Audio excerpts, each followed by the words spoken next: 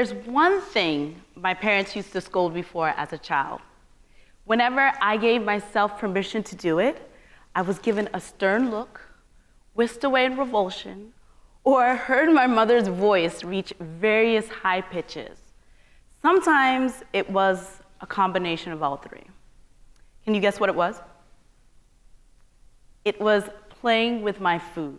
And to this day, it's still one of the biggest forms of self-care for me. There's something not only fun about it, but soothing to all five senses, especially the feeling between my fingers, the aromas, the sound of every crunch. We use our senses to explore the world around us, to learn, interpret, and process. At a very young age, I learned how to eat with my eyes before I could even appreciate taste. As an adult, the same activity has helped me develop a long life skill of being fully present in the moment, focusing on what's in front of me and how my mind and body connects with food. The way we interact with food says a lot about how we feel about ourselves. I express self-love through service, community, and food.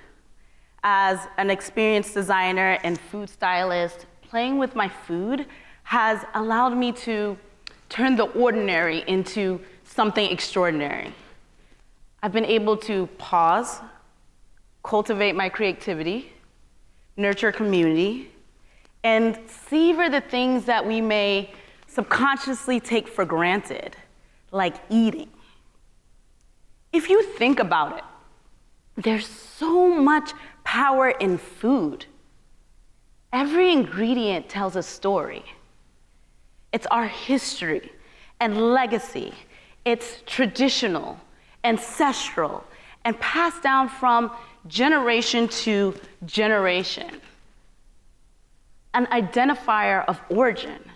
It's our identity. It's transformative and modified from culture to culture. It's modern and has a sense of ingenuity from dishes to cooking styles. Food is currency and political. It's how we survive. It can be a reward or a punishment.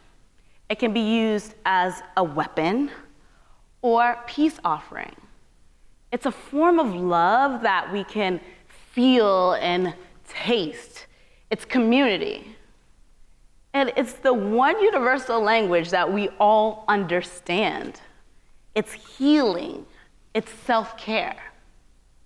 Making charcuterie has helped me make connections about the world through nourishment. I've been able to travel without leaving home by selecting and experiencing imported cheeses. So traditionally, charcuterie is the art of assembling cured meat. Today, charcuterie has evolved, along with its pronunciation, to include an assortment of cheeses and accoutrements. Each element, individually or paired together, creates a sensory experience.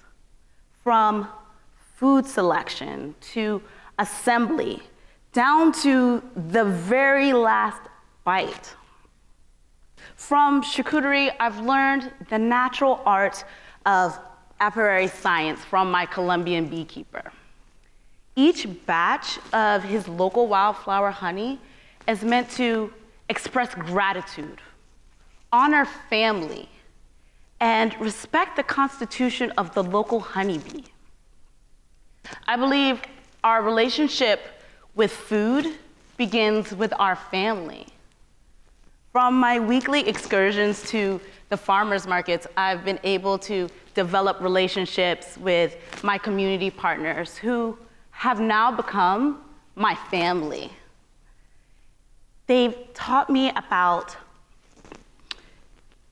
the art of just being with oneself. So the next time that you sit down to eat, take a minute to be fully present and create space to enjoy what's right in front of you. And just remember to deliberately be a little autonomous, to unfollow societal norms. Let yourself get a little messy, even if it involves playing with your food. Because after all, it is self-care. Thank you.